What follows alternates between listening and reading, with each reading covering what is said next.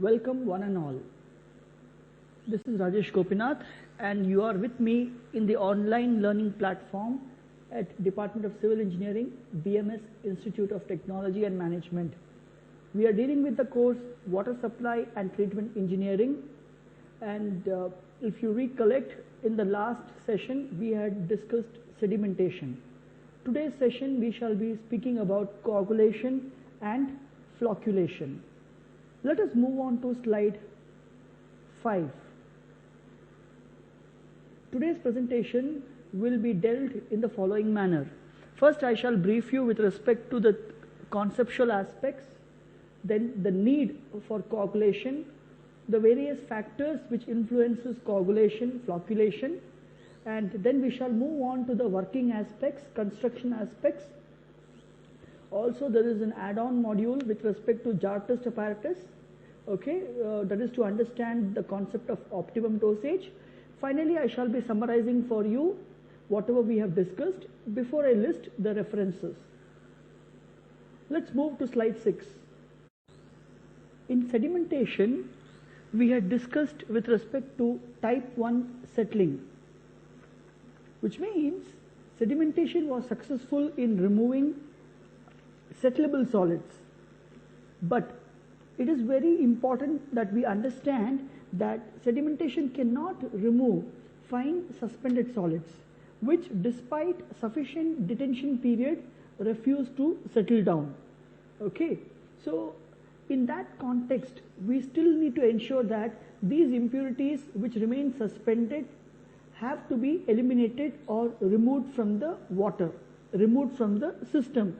So in coagulation and flocculation, that is today's presentation, we are dealing with type 2 settling, which refers to dilute concentration and flocculated particles. So if you recollect, I had told you that discrete particles are those which do not alter its size, shape and weight while rising or settling in any fluid. Contrarily, flocculent particles are those kind of suspended solids which tend to agglomerate, form clusters of varying size, shape and weight, as outcome of which they settle faster. Now, let us have a clear understanding of what coagulation is and what flocculation is. Coagulation comes from the Latin word coagulare, which means to agglomerate. Now, coagulation is a process of addition of chemical reagents to water. I will repeat. Coagulation is a process wherein you add certain chemicals called as coagulants to the water. Flocculation is a process wherein you tend to provide external energy which facilitates the formation of flocks, which facilitates more mixing, which facilitates assistance in settling of the agglomerations. Please look at the image on slide 6. The first image shows impurities and addition of certain chemicals, probably copperas, ferric chloride, alum. In the second image, you see that the coagulant has started forming precipitates. It has started adhering to the impurities. You can see that impurities have started adhering to each other. You can see that they are becoming bulkier. And finally, in the third image, you see that all of these, due to weight, have settled down. Now, why is coagulation important for us? Because the limitations of sedimentation can interfere in the subsequent operations and processes. For instance, flocculation is very important to remove dissolved substances. If you do not do so, during disinfection, you will have to add more of chlorine. Also, since flocculation removes dissolved organic carbon, it is very easy to disinfect the water, because when dissolved organic carbon is present in your water, disinfection cannot happen effectively. We must understand that when sedimentation was taking place, the force of gravity was acting upon those particles. And those particles were bulkier, heavier, and on the merit of its weight, they were able to settle down. But in the context of fine suspended solids, there is additional force which is acting upon it, which doesn't allow those particles to settle down. That is the force of buoyancy.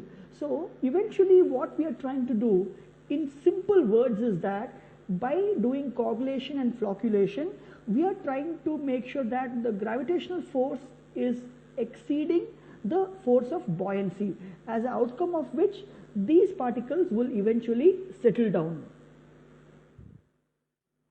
It is a known fact that sedimentation is ineffective when it comes to removal of very fine, small suspended solids, those having a size less than 50 micrometer diameter.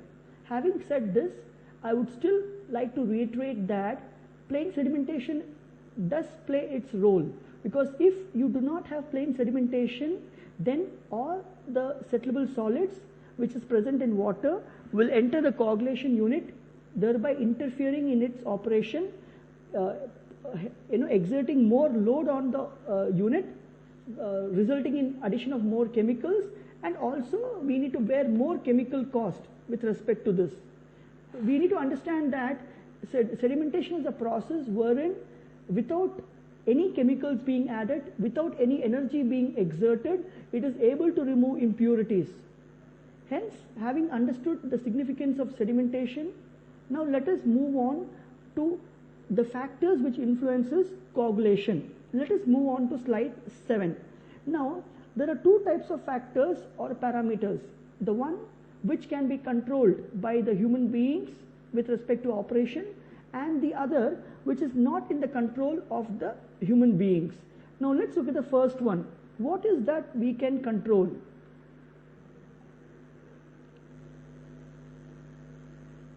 Coagulant dose, which means depending on the intensity or concentration or quantity or amount of the impurities present, the suspended solids present, we can enhance or we can reduce the amount of coagulant which can be added or that needs to be added.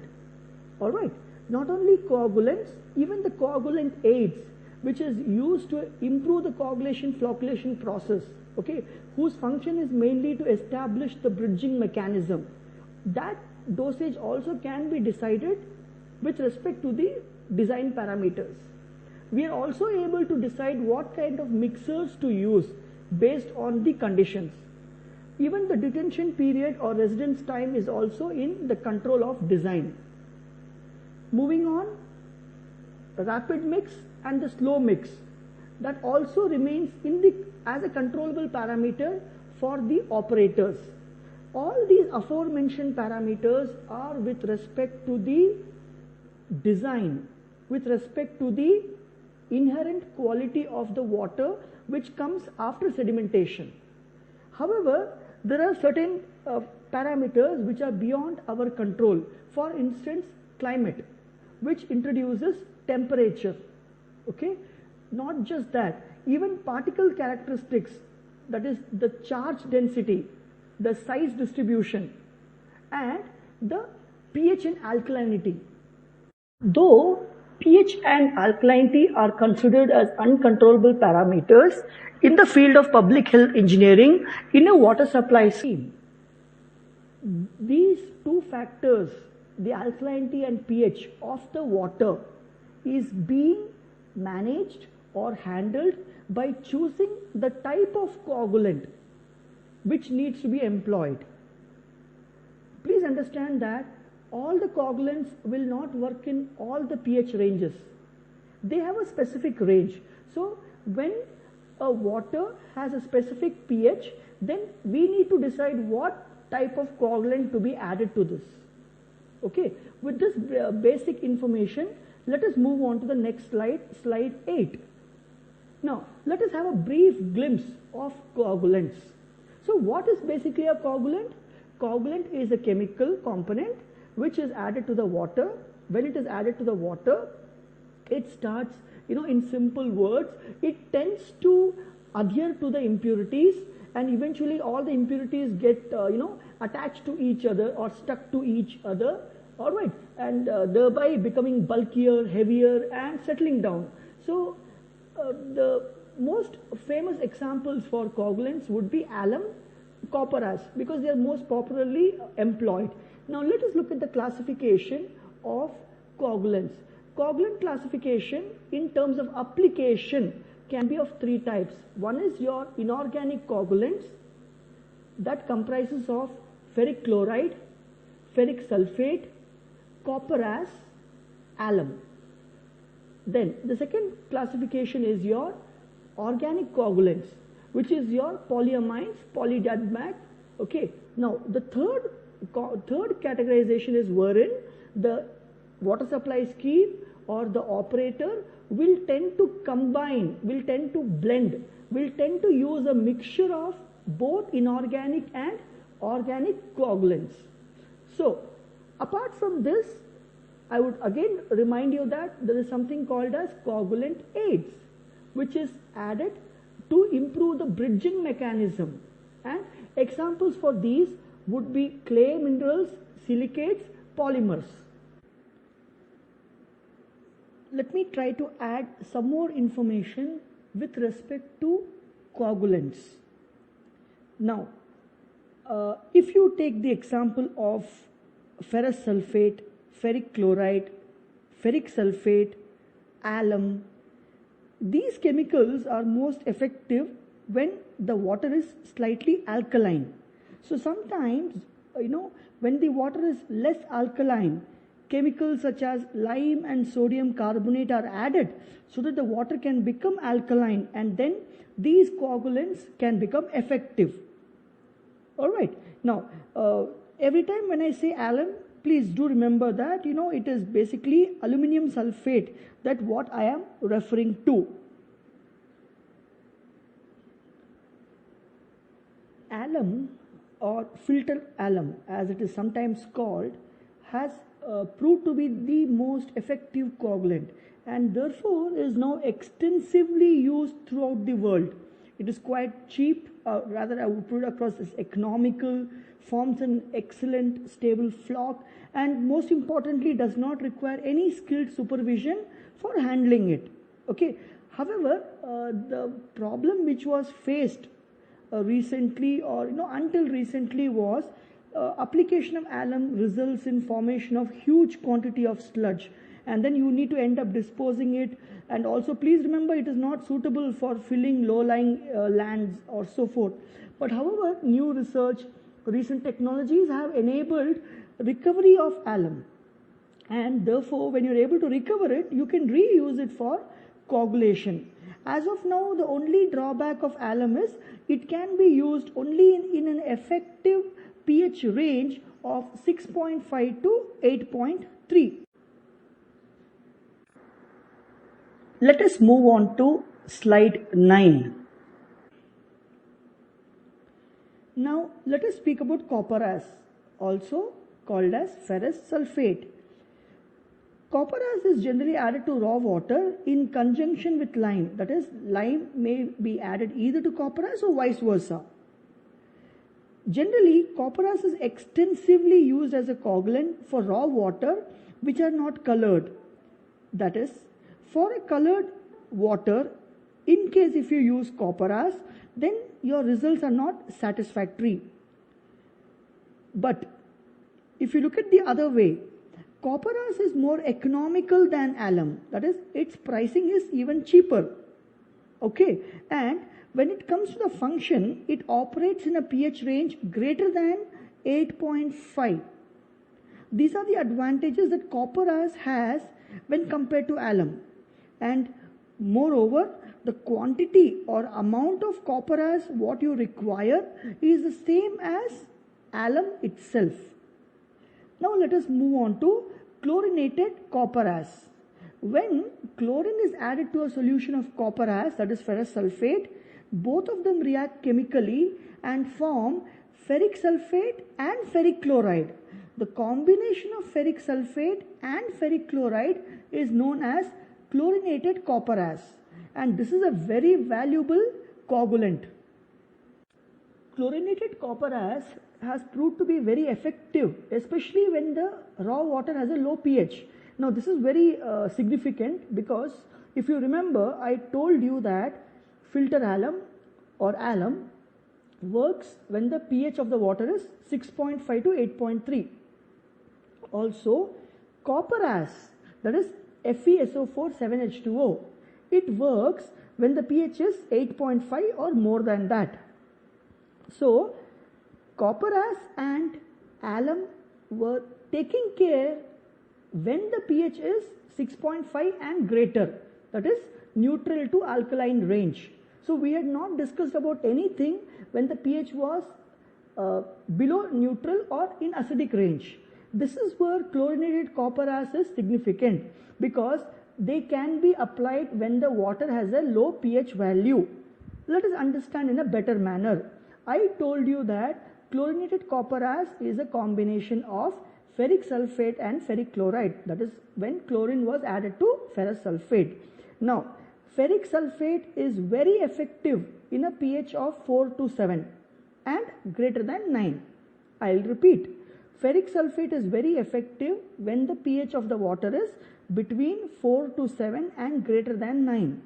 Also, ferric chloride is very effective when the pH of the water is 3.5 to 6.5 and greater than 8.5. Therefore, if I use chlorinated copper as instead of alum or copper as, then irrespective of what the pH is, this would be more effective. And not only that, it will be most effective if your water has low pH. Now, let us move further. Sodium aluminate. This is also one among the coagulants which is being employed. Okay, that is beside alum or the iron salts, that is, ferric sulfate, ferric chloride, ferrous sulfate. Sodium aluminate, Na2Al2O4 is also sometimes used. But this coagulant is about 1.5 times costlier than alum, and hence due to this cost factor, it is not being used for public supplies. However, this chemical can be very useful when you want to treat water which doesn't have a naturally desired alkalinity. That means where you are unable to use alum, then this chemical is most applicable. So, if I would like to summarize, and compare between iron salts and alum, okay, this is how I would put it across. Now, to support iron salts, I repeat, when I say iron salts, ferric sulfate, ferric chloride, ferrous sulfate, that is copper as, chlorinated copper as. Iron salts produce heavier floc and therefore it can remove more suspended solids than alum. Iron salts, since they are also good oxidizing agents, can also remove hydrogen sulfide and the corresponding taste and odor. Now this is something which we had remembered with respect to aeration. Also, the most underlying factor, iron salts can be used over a wide range of pH values. Okay, now let us look at the lops side. Iron is always associated with iron bacteria, Crenothrix. That means iron salts can promote or cause staining. Okay, so you might end up with red color stains in your plumbing fixtures, distribution systems, and all along with that you would also have Crenothrix growing. Okay, now iron salts also tend to impart corrosiveness to the water, and this corrosiveness is much more than what alum imparts. Okay, now the most important lopsided aspect is when you are handling and storing iron salts, you need to have more skills, and it should be in controlled conditions because they tend to be corrosive in nature. Okay, but when it comes to alum, you don't need to have any skilled supervision or storage aspects. Okay, now let us move on to something more important, that is how coagulation, flocculation works. Let us move on to slide 10. In this slide, I will be providing clarity on significance of coagulation as a process, the relevance of flocculation as a process. As you are very much aware, sedimentation fails to remove fine suspended solids, those which have a size less than 50 micron meter diameter. And you are also aware that you just cannot leave these particles to be present in the water, okay, and be supplied to any municipal locality. So eventually we need to remove these also. But how do we go about? Because we are very much aware that these fine small suspended particles refuse to settle down. The force of buoyancy is much predominant in their case when compared to the force of gravity. So if you need to make the force of gravity stronger, then you need to make these particles bulkier, heavier, denser, so that on the virtue of self weight they settle down. But it is not as easy as you think, and the simple reason being these particles exhibit surface phenomena rather than a mass phenomena. That is, their stability is because of their great large surface to volume ratio. Okay, so under these circumstances, and considering that particles do have properties which do not allow them to agglomerate, hence coagulation is important, wherein you add special chemicals called as coagulants. By now you know very well what are coagulants, what are their examples, what are their different types, their merits and demerits. So now let us understand what happens in coagulation. In simple words, coagulation is a process where you add coagulants to the water, correct? But what we need to understand further is these coagulants carry charges which are opposite to that which are carried by the suspended solids. Hence, when you add coagulants to the water, there is neutralization of the charges taking place. Coagulant chemicals will neutralize the negative charges on the non-settlable solids, that is the suspended solids. Once the charge has been neutralized, then these small suspended particles, that is your suspended solids, become capable of sticking to each other. Okay, now this is called as microflocs. That is, when these small suspended particles start sticking to each other, these are called as microflocs. And please remember, they are still not visible to the naked eye. Okay, now how is coagulation achieved? This is achieved by flash mix, wherein there is a very high energy, rapid, turbulent mix conditions created so that the coagulant is completely, properly dispersed, okay, into the water body. When I say water body, I am referring to the containment, I am referring to the tank or the storage unit. Now, not only does the flash mix or rapid mix achieve the dispersal of coagulants, it also promotes particle collisions. Okay, what we need to understand here is over-mixing may not affect coagulation, but insufficient mixing will definitely hinder the efficiency of this process. And please note, the contact time for flash mix in a rapid mix chamber is as less as 1 to 3 minutes. Okay, now we shall further understand flocculation. While in coagulation you indulge in rapid mix, in flocculation it's a gentle mix. While in coagulation you are able to transform the fine suspended particles into a microfloc. In flocculation we are able to transform the same microfloc into visible suspended particles. Okay, basically what happens in flocculation is, for a period of 15 to 20 minutes or maybe up to an hour, there is a gentle uniform mix provided. The contents of the containment is allowed to be mixed uniformly throughout. During this, there is collision which takes place between the microfloc particles, and when that happens, they result in bondage and they eventually become larger flocks.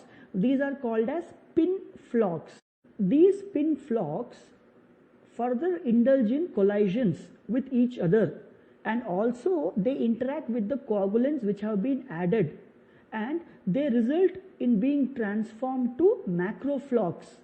Okay, so finally now our suspended solids got converted to microflocs. From microflocs they got converted to pin flocks. Now the pin flocks have got converted to macroflocs. Alright, now at this stage a coagulant aid may be added in order to help bridging, binding and strengthening the floc, which means to make these macroflocs bulkier and heavier, which can enhance the settling rate.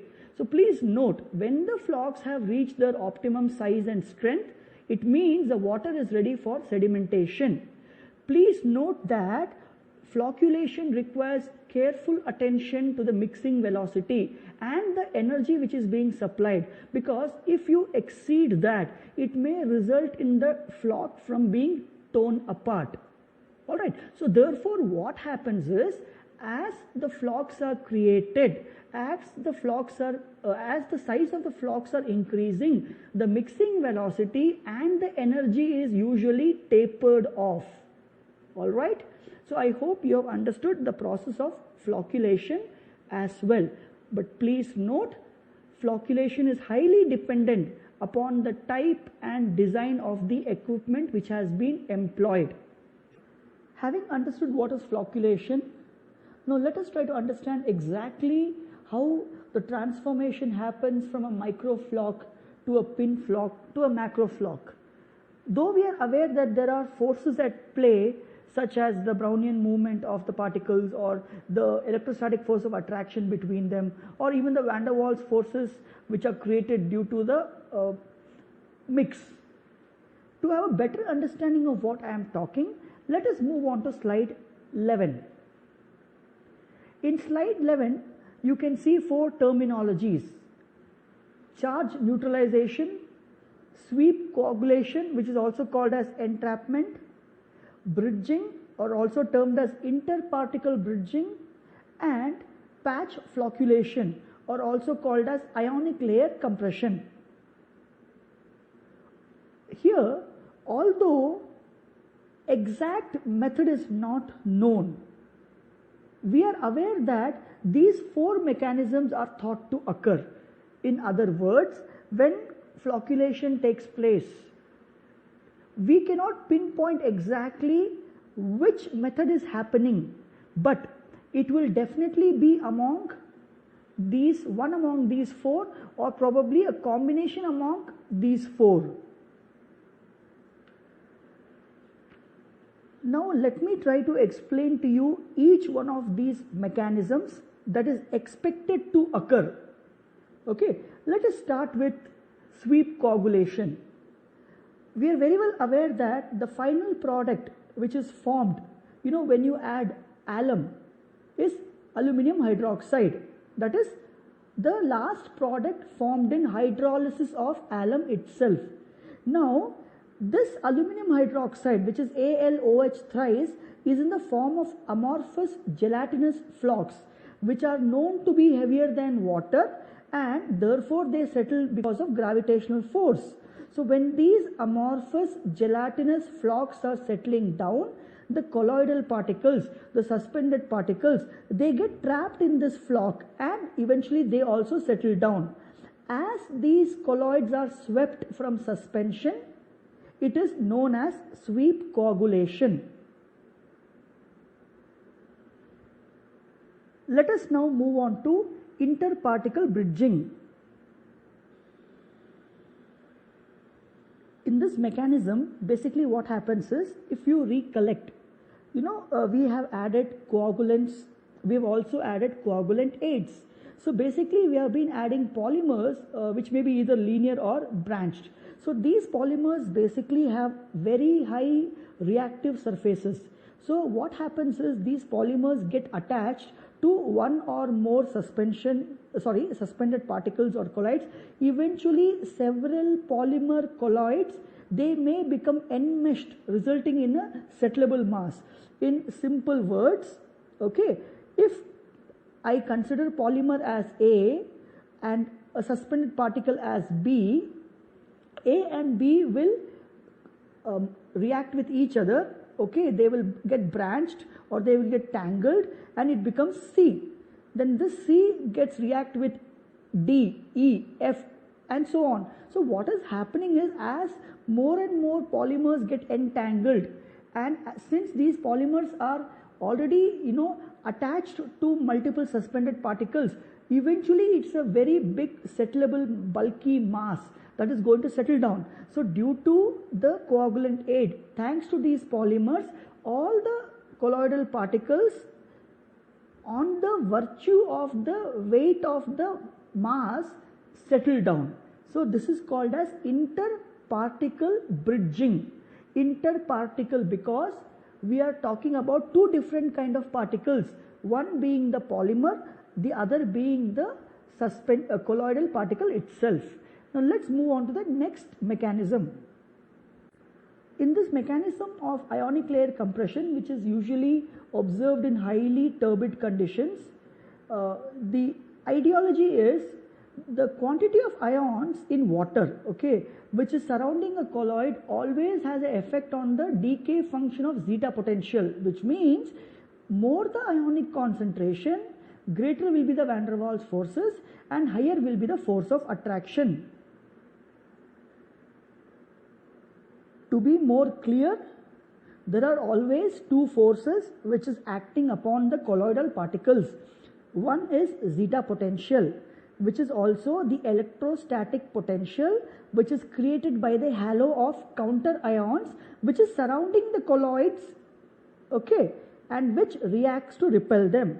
And the second one is, of course, the van der Waals forces of attraction.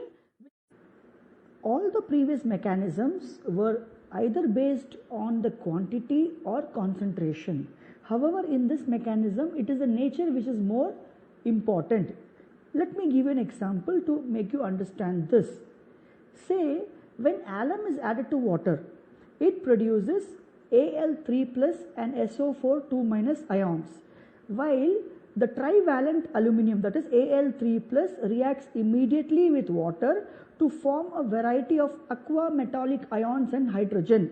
These aqua metallic ions become part of the ionic cloud which is surrounding the colloid. I will repeat, these aqua metallic ions become part of the ionic cloud like a halo.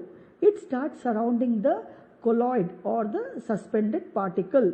Now, as they have affinity to the surface of colloid, they get absorbed, where they neutralize the surface charge, and once this happens, the ionic cloud dissipates and the zeta potential disappears.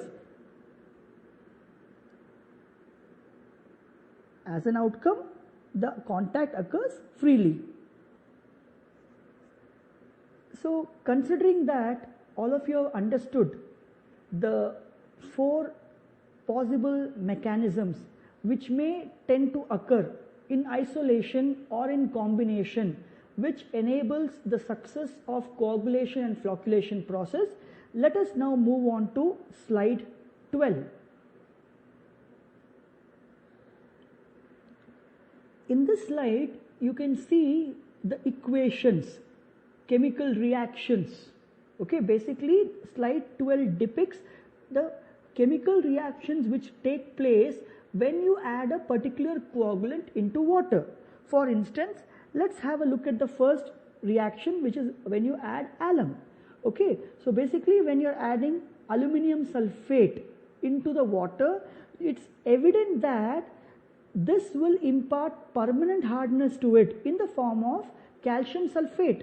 Please look at the right hand side, 3CaSO4, that is permanent hardness. Also 6CO2, carbon dioxide. The carbon dioxide gas which is evolved is also going to cause corrosiveness. Okay, now let's move on further. Let's look at ferric sulfate. Also in the case of ferric sulfate, when it is being added, there is production of calcium sulfate, which is again considered as permanent hardness. So basically what I want to put across to you is, when the coagulants are being added, okay, subjectively there are certain other aspects and issues that needs to be taken care. That is, putting it across in another manner, this water which has been coagulated must definitely undergo softening process, must definitely undergo a process wherein carbon dioxide can be vented out. All right. Having had a glimpse of the brief chemical reactions which happen in the chemical world of coagulation and flocculation, now let us move on to slide 13. What you see in front of you is an apparatus or an experimental setup which is also called as the jar test experiment, and the prime objective of doing this experiment is to assess optimum dosage. The concept of optimum dosage is, in simple words, to determine the least amount or concentration of coagulant which needs to be added to water sample to remove maximum concentration of its suspensions. So invariably this experimentation, that is the jar test experiment for optimum dosage of coagulant, is benevolent since it helps in reducing the efforts with respect to manpower, chemical addition, cost of chemicals, energy and time. Okay. Also, we should not forget that when we are adding coagulant, invariably we are also producing solid waste. So how does this experiment work? As you can see in the experimental setup in slide 13, this apparatus has a motor, has a centralized shaft which has multiple paddles. Each paddles can be immersed into one respective jar which can house water. Now there is also a unit to control the rotation of these paddles. To start this experiment, first we need to have 6 jars. Each jar you need to fill it with half a liter water from the same water source. The assumption is, now that I have filled these 6 jars with half a liter water from the same source, therefore the amount of suspended solids or turbidity will be same across. The next step is to find out what is the initial turbidity of this water. The idea is, only if you know what is the initial amount of suspension can you understand how effective was your dosage. The next step is to find out the pH of this water sample. If you recollect, as I told you, different coagulants work in different pH ranges. So once you have found out the pH, the next step is wherein you take a call. Either you alter the pH by adding a buffer, wherein you decide that I will decide what coagulant to add, and for that I will create the pH conditions, or you will let the pH conditions remain unaltered and choose a coagulant which works in that range. After accomplishing all this, the next step is you have to add coagulant, let us say alum, except one big jar which is called as the control jar. In the remaining jars you must add in incremental fashion, say 1 gram, 2 grams, 4 grams, 8 grams, 10 grams and so forth. But one jar shall not contain any coagulant dosage. Next step, you need to switch on the instrument, and the first thing you need to achieve is flash mixing, which is part of coagulation. So here for 1 minute you need to ensure that the paddles are running at a speed of 100 to 150 RPM. After this 1 minute, immediately you need to reduce the speed to 25 to 30 RPM, and this process shall continue for the next 15 minutes. So after the 16th minute, you have to switch off the instrument and let settling continue for the remaining 45 minutes. after 45 minutes, you need to take the supernatant from each of these jars and find out its final turbidity. Since you know the initial turbidity and now that you know final turbidity, you can find out how much turbidity has been removed. Obviously, the first jar wherein you did not add any coagulant, there shall be no change in its turbidity. If you plot a graph of turbidity versus the amount of coagulant added, you shall be able to find out what is the optimum dosage. Further, based on the dosages, you can continue the experimentation until you get a finer value. The idea remains the same. At the end of the experimentations, you will provide the least amount of dosage which needs to be added, which removes maximum concentration of suspension. Let us recap with the knowledge that we have gained during the working principles of flocculation and coagulation. In the first 1 minute wherein you had indulged in flash mixing, the mechanism in play is ionic layer compression and the van der Waals forces. However, the van der Waals forces are very strong here because you are having a rotation speed of 100 to 150 rpm. In the next 15 to 20 minutes, it is adsorption and charge neutralization which takes over. Finally, in the remaining 45 minutes, sweep coagulation is predominant. So this is basically the logic and working of the jar test experiment. Let me now give you a small example of how to refine and find the finer optimum dosage value. Say you have added coagulant in a dosage of 1 gram, 2 gram, 4 grams, 6 grams, 8 grams.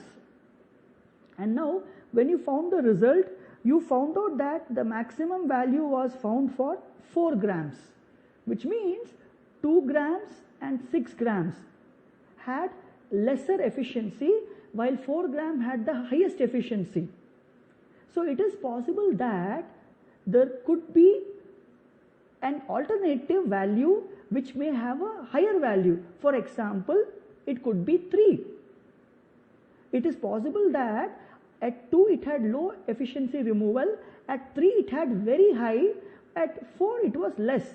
But since we did not do 3, we are not sure.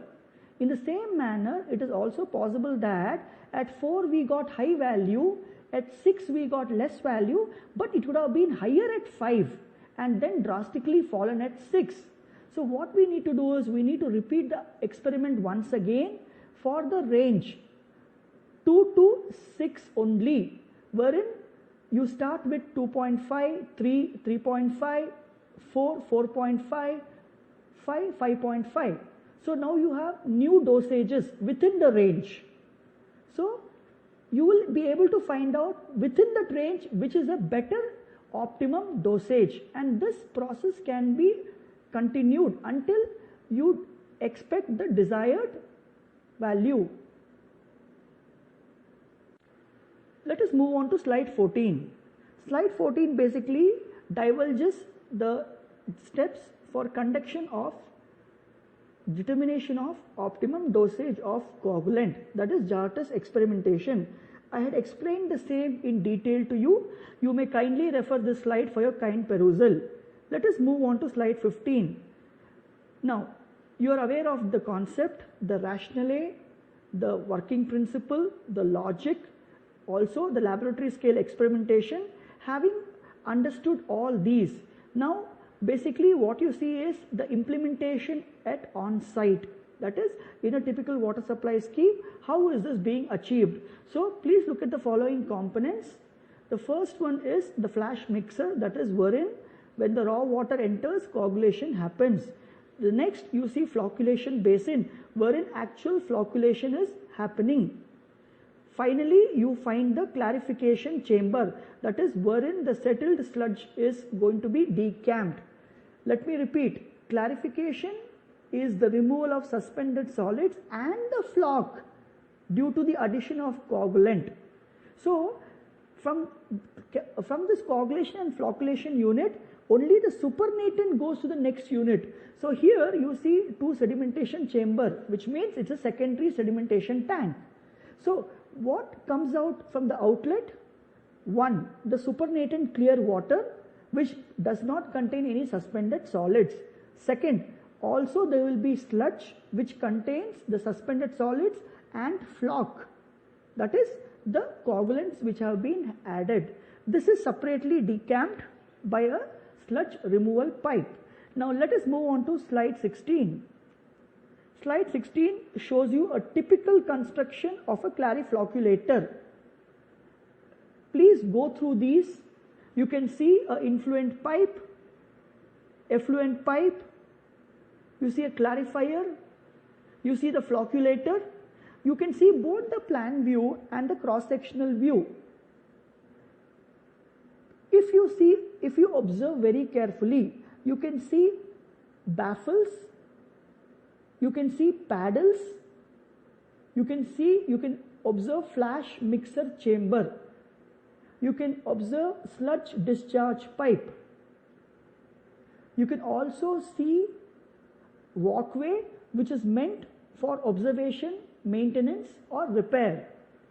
So this is typically how a cross section and plan of a clariflocculator looks like, that is coagulation plus flocculation unit.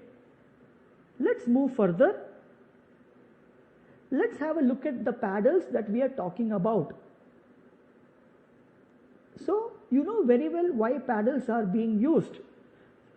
There are two places where paddles are implemented. First, the flash mixer, where there is rapid, rigorous mixing. And the second one is your gentle mixing, which is in flocculation basin. So your paddles can be either vertical or horizontal. That depends on your axis of rotation. This is slide number 17. So let us move to slide 18. Slide 18 shows you the different types of clariflocculator tanks. It may be circular, it may be rectangular, it may be lamellar.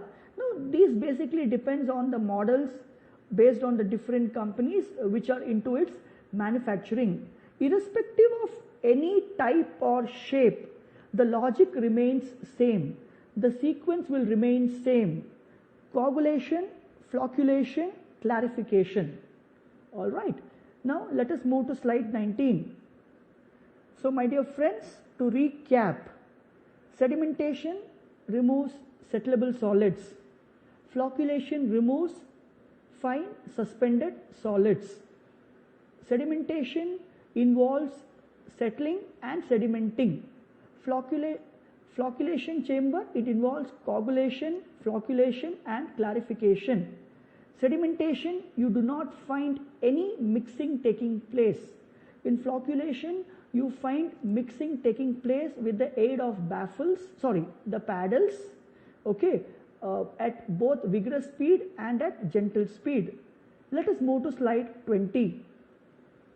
Let us summarize. Flocculation is a gentle mixing stage which enables transformation of suspended solids from fine to submicroscopic to finally macro to suspended particle. Coagulants are those chemicals which are added to water to enable removal of the suspended solids. The objective of carrying out flash mixing is to induce proper disposal of coagulant and promote particle collisions. Jartis experiment helps us to identify what is the least amount of coagulant that we need to add to achieve maximum amount of suspension that needs to be removed. And finally, the underlying mechanisms, coagulation, flocculation and clarification are the sequences in which this has to be carried out.